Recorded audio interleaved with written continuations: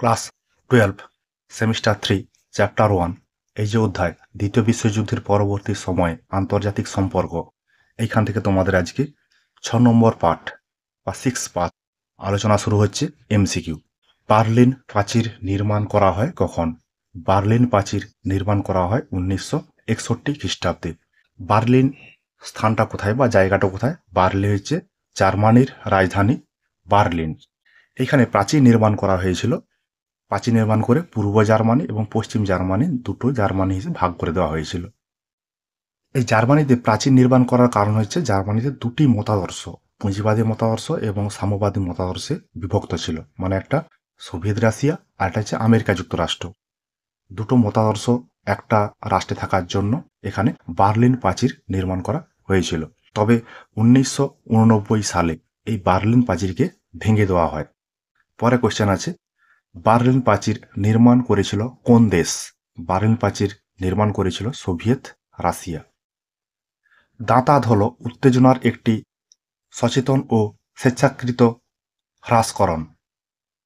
এই কথাটি কে বলেছেন? উক্তিটি কে করেছেন? কোরাল বেল নামক একজন ব্যক্তি, তিনি এই উক্তিটি করেছেন। পরে একটা কোশ্চেন, বার্লিন অবরোধ করে কে? Soviet Russia. এই কোশ্চেনটা একই রকম কোশ্চেন। বার্লিন অবরোধ করে কে?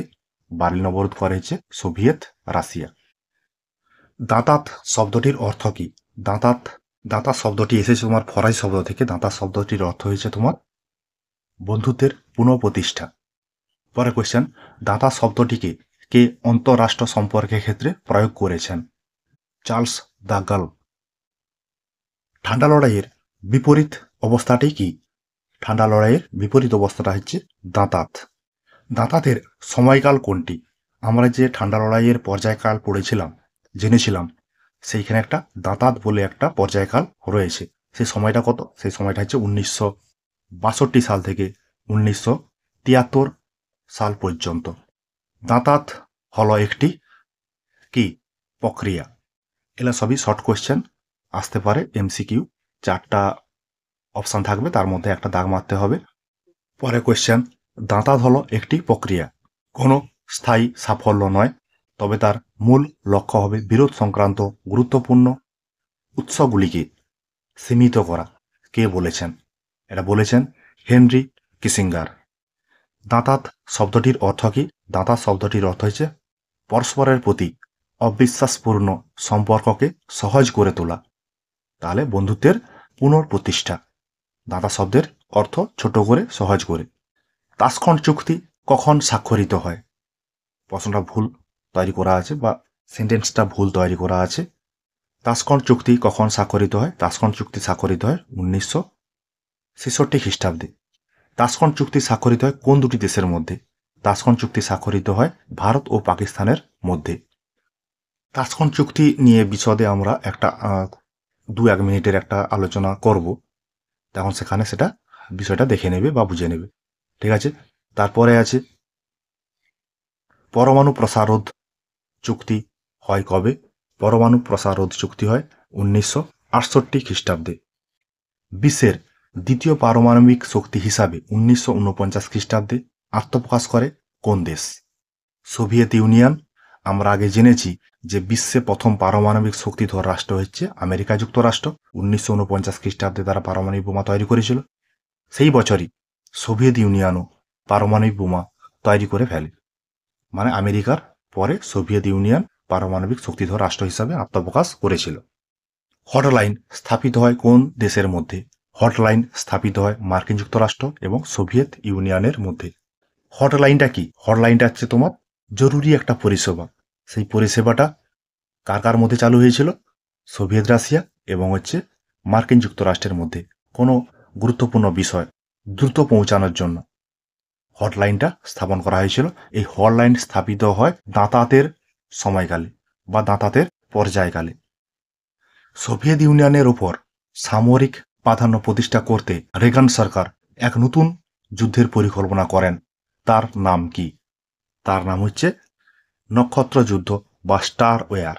তারপরে কোশ্চেনটা আছে, দেখো কোশ্চেনগুলো ভ্যারি টাইপের কোশ্চেন আছে, কিন্তু অ্যান্সারগুলো দেখো সোভিয়েত ইউনিয়ন পারমাণবিক শক্তিধর রাষ্ট্ররূপে আত্মপ্রকাশ করে কবে? 1949 খ্রিস্টাব্দে।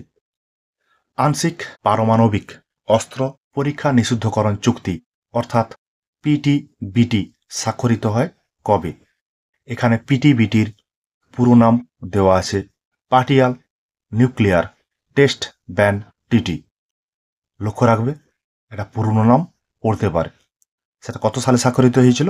1963 খ্রিস্টাব্দে।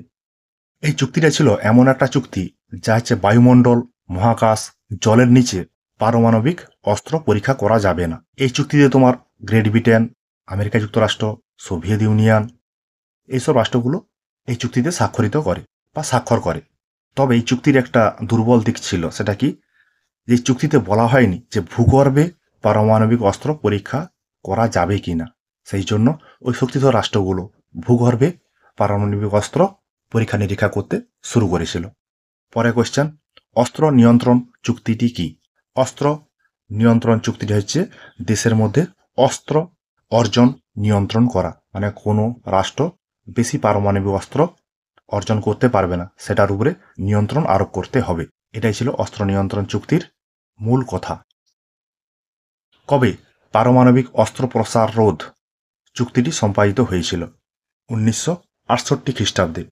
এই পারমাণবিক অস্ত্র রোধ এর শর্ট ফর্ম হচ্ছে এনপিটি, নিউক্লিয়ার নন প্রলিফেরেশন ট্রিটি। এই চুক্তিটা কি ধরনের, কিরকম চুক্তি? পারমাণবিক অস্ত্রের বিস্তার কোনোভাবেই করা যাবে না, তবে পারমাণবিক শক্তিকে শান্তিপূর্ণভাবে ব্যবহার করা যেতে পারে, মানে যেসব ভালো কাজের জন্য পারমাণবিক শক্তিটা ব্যবহার করা যায় সেদিকে ব্যবহার করা যেতে পারে, তবে কোনো ধ্বংসাত্মক কাজে এটাকে ব্যবহার করা যাবে না বা যুদ্ধের কাজে ব্যবহার করা যাবে না এই অস্ত্রকে। এই চুক্তিতে তোমার স্বাক্ষর করেছিল 189টি দেশ, তার মধ্যে 5টি পরমাণু শক্তিধর রাষ্ট্র ছিল: ব্রিটেন, মার্কিন যুক্তরাষ্ট্র, ফ্রান্স, সোভিয়েত রাশিয়া এবং গণপ্রজাতন্ত্রী চীন। তবে ভারত এই চুক্তিতে স্বাক্ষর করেনি, কারণ ভারত তখনও পারমাণবিক অস্ত্র তৈরি করতে পারেনি। তাহলে তোমাদের কাছে আমার একটি প্রশ্ন, ভারত প্রথম কবে পারমাণবিক অস্ত্র পরীক্ষা করেছিল এবং তা পরীক্ষামূলকভাবে বিস্ফোরণও ঘটিয়েছিল? তারপরেই দেওয়া আছে এনপিটি কথাটির পূর্ণরূপ কি? এনপিটির পূর্ণরূপ হচ্ছে নিউক্লিয়ার নন প্রলিফেরেশন ট্রিটি। দেখো, যে বিষয়টা নিয়ে আলোচনা করলাম সেখানে কিন্তু সব বিষয়গুলো পরপর দেওয়া আছে। কোন দেশ এনপিটিতে স্বাক্ষর করেনি? ভারত। এটা আলোচনায় বললাম এক্ষুনি। পরে কোয়েশ্চেন, হটলাইন কবে স্থাপিত হয়? হটলাইন স্থাপিত হয় 1963 খ্রিস্টাব্দে সোভিয়েত রাশিয়া এবং মার্কিন যুক্তরাষ্ট্রের মধ্যে। পরে কোয়েশ্চেন, সল্ট ওয়ান চুক্তি স্বাক্ষরিত হয় কবে? সল্ট ওয়ান চুক্তি স্বাক্ষরিত হয় 1972 খ্রিস্টাব্দে। সল্ট ওয়ান চুক্তিটা কি? এই চুক্তিটা ছিল মার্কিন যুক্তরাষ্ট্র এবং সোভিয়েত ইউনিয়নের মধ্যে একটি পারমাণবিক শক্তিকে সীমাবদ্ধ করার প্রথম প্রচেষ্টা। এই চুক্তিটি স্বাক্ষর করা হয়েছিল 5 বছরের জন্য। সালটা তোমরা দেখছো 1972 খ্রিস্টাব্দ। সে 1972 খ্রিস্টাব্দে কি হয়েছিল? এই সময় ঠান্ডার যুদ্ধ চলছিল, ঠান্ডা লড়াই চলেছিল। আবার সালটাকে লক্ষ্য করো, সালটা হচ্ছে 1972 খ্রিস্টাব্দ। এই সময় কিন্তু দাঁতাত যে প্রক্রিয়াটা বা ঠান্ডা লড়াইয়ের যে প্রক্রিয়াটা সেটা এখানে কিন্তু চলেছিল এই সময়কালে। এটি মূলত অ্যান্টি প্লাস্টিক মিসাইল চুক্তি। পরে কোয়েশ্চেন, কাদের মধ্যে সল্ট ওয়ান স্বাক্ষরিত হয়েছিল? সল্ট ওয়ান স্বাক্ষরিত হয়েছিল তোমার মার্কিন যুক্তরাষ্ট্র এবং সোভিয়েত ইউনিয়নের মধ্যে। পরে কোয়েশ্চেন, সল্ট এর পূর্ণরূপ কি? সল্টের পূর্ণ নাম হচ্ছে স্ট্র্যাটেজিক আর্মস লিমিটেশন ট্রিটি। পরে কোয়েশ্চেন, ভিয়েতনাম যুদ্ধ ঘটেছিল কত সালে? ভিয়েতনাম যুদ্ধ ঘটেছিল 1975 খ্রিস্টাব্দে। তবে এই যুদ্ধটাকে আমরা দ্বিতীয় ইন্দোচীন যুদ্ধ নামেও জানতে পারি। প্রথম ইন্দোচীন যুদ্ধ হয়েছিল, যেখানে আমরা আলোচনা করেছিলাম দিন বিয়েনের যুদ্ধ আলোচনা করেছিলাম। এটা হচ্ছে তাহলে দ্বিতীয় ইন্দোচীন যুদ্ধ। তবে এই যে ভিয়েতনাম যুদ্ধটা, এটা ছিল প্রক্সি যুদ্ধের একটা কৌশল। মহাশক্তিধর রাষ্ট্রগুলো এইসব ক্ষুদ্র ক্ষুদ্র ছোট ছোট কম শক্তিশালী রাষ্ট্রগুলোকে প্রক্সি যুদ্ধে ব্যবহার করত। প্রক্সি যুদ্ধ জিনিসটা কি, বিষয়টা কি আমরা আলোচনায় দেখেছি, বুঝেছি, সেই জন্য এখানে বিস্তারিত আর কিছু আলোচনা হলো না। সোভিয়েত ইউনিয়নের পতন হয় কবে? সোভিয়েত ইউনিয়নের পতন হয় 1991 খ্রিস্টাব্দে, মানে যে সোভিয়েত রাশিয়া ভেঙে যায়। পরে কোশ্চেন ঠান্ডা যুদ্ধের শেষ পর্যায়ে কোন সময়কালকে বলা হয়? ঠান্ডা যুদ্ধের শেষ পর্যায়ে যে সময়কালটা ছিল সেটা হচ্ছে 1979 সাল থেকে 1989 সাল পর্যন্ত। কাদের ঘোষণায় ঠান্ডা লড়াইয়ের অবসান ঘটে? জর্জ বুশ ও গর্বাচেপের ঘোষণায়। জর্জ বুশ ছিলেন 1991 সালের মার্কিন রাষ্ট্রপতি এবং 1991 সালের সোভিয়েত রাশিয়ার রাষ্ট্রপতি ছিলেন গর্বাচেপ। এতটাই থাক। এটা তোমাদের 6 নম্বর পাঠ, মানে প্রথম যে অধ্যায় আছে প্রথম অধ্যায়ের 6 নম্বর পাঠের আলোচনা। প্রত্যেকদিন 30টা করে এমসিকিউ কোশ্চেন আলোচনা হবে, দেখবে, পড়বে, এখন থেকেই পড়া শুরু করো, তাহলে পরীক্ষাতে যাতে ভালো নাম্বার পাওয়া যায়। এমসিকিউ কোশ্চেন, ঠিক আছে? তোমাদের জন্য আমার এই কিঞ্চিত প্রয়াস।